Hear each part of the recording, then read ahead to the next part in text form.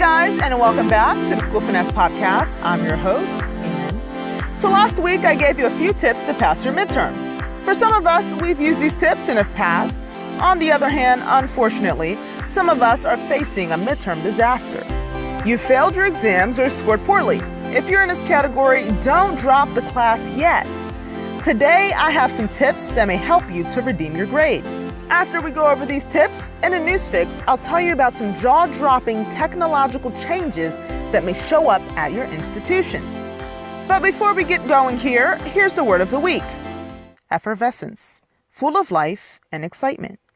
Hopefully, you'll be filled with some effervescence after hearing these tips to save your semester grade. Here we go. 5 tips to recover from a midterm disaster. These tips are brought to you by Kelci, Lynn, Lucier. Kelci has worked as a college admissions advisor in college residence halls, in student activities and residence life office, and in a dean of students office. She is also the author of College Stress Solutions. In her article, How to Recover After You Failed a Midterm Exam, she lists a few tips. Number 1, look over the exam when you're calm.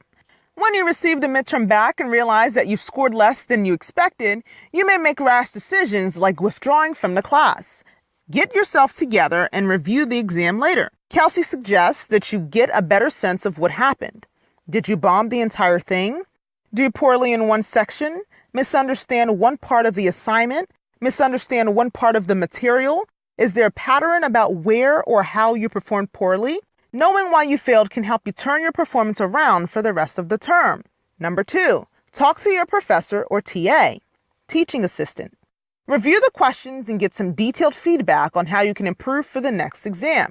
Kelci emphasizes, remember that what's done is done. You aren't there to argue with your professor or TA about your grade. You're meeting with them to find out what will help you do better next time. Number 3, be honest with yourself. Sometimes when we score lower than expected, we know exactly why. We didn't study until the last minute. We showed up late to the exam, so had to rush. We copied notes from Google and ended up with the wrong information. We planned to focus on studying, but unfortunately, we were abducted by social media UFOs. Be real with yourself and own up to your own faults. Number 4, commit to making a change that will help you do better next time. Kelci says, even if you failed the midterm and feel like it's the end of the world, it's probably not. There will be other exams, essays, group projects, lab reports, presentations, and final exams you can do better on. Focus on what you can do that will help you improve. And number 5, this is an important tip that I have for you. Review your syllabus and determine how much the exam is actually worth. Each professor divvies up the percentage of each assignment in relation to your final grade. For one class, your midterm may be worth 30% of your final grade, while in another class, it's worth 5%. Just take a moment to figure things out. Tips number 1 through 4 were from Kelci Lynn Lucier's blog post on ThoughtCo. ThoughtCo is a premier reference site focusing on expert-created education content. All right, so before we go on to the news fix, take up this challenge. Make sure you share this episode with at least one person who you know struggled with their midterms. All right. Now on to the news fix. Last week, Imperial College London announced its futuristic spin of letting lecturers appear as hologram-like beings beamed in from afar.